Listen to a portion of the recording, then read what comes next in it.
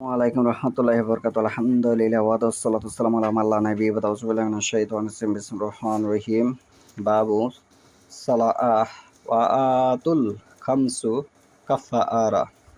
আজকের বক্তব্যের বিষয় হলো ৫ ওয়াক্তের সালাত গুনাহ সমূহের কাফারা।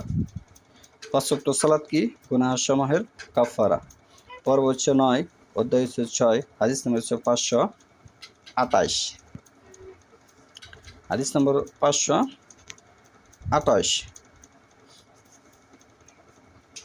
عن أبي هريرة أنه سمع رسول الله صلى الله عليه وسلم يقول أرأيتم لو أن نهارا ببابي أحدكم يغتسل فيه كل يوم خمسا ما تقول ذلك يبكي من درانه قالوا لا يبكي من درانه شيئا قال فذلك مثل الصلوات الخمس يمحو الله به الخطايا। আবু হুরায়রা রাদিয়াল্লাহু আনহু হতে বর্ণিত, তিনি বলেন, আল্লাহ রাসূল সাল্লাল্লাহু আলাইহি ওয়াসাল্লাম কে বলতে শুনেছেন, বলতো, যদি তোমাদের কারো বাড়ির সামনে একটি নদী থাকে আর সে তাতে ৫ বার গোসল করে, তাহলে কি তার দেহে কোনো ময়লা থাকবে?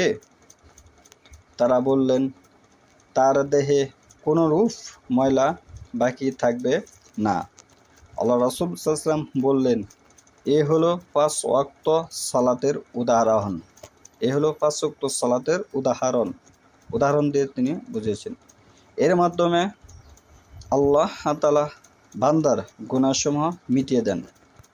সালাতের মাধ্যমে আল্লাহ তাআলা বান্দার গুনাহসমূহ মিটিয়ে দিবেন। এই হাদিস সহিহ বুখারী হাদিস, একেবারে আয়নার মতো চকচকে ঝকঝকে হাদিস। এখানে কোনো ভুলভ্রান্তি কথাবার্তা নেই।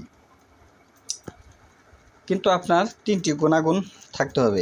১, ওহীর অনুসারী হতে হবে। ওহীর অনুসারী মানে এখানে আপনার ইসলামী সমস্ত আদেশ ও নিষেধ, যেটা আল্লাহ রাসূল সাল্লাল্লাহু আলাইহি ওয়াসাল্লাম নিষেধ করেছেন তা থেকে বিরত থাকতে হবে, যেটা করতে বলেছেন তা করতে হবে। ওহীর অনুসারী হতে হবে। ২, শিরক মুক্ত হতে হবে। ৩, বেদাত মুক্ত হবে। ৪ নম্বরে জ্ঞান সম্পন্ন হতে হবে। এই কাজটির মাঝে যদি আপনি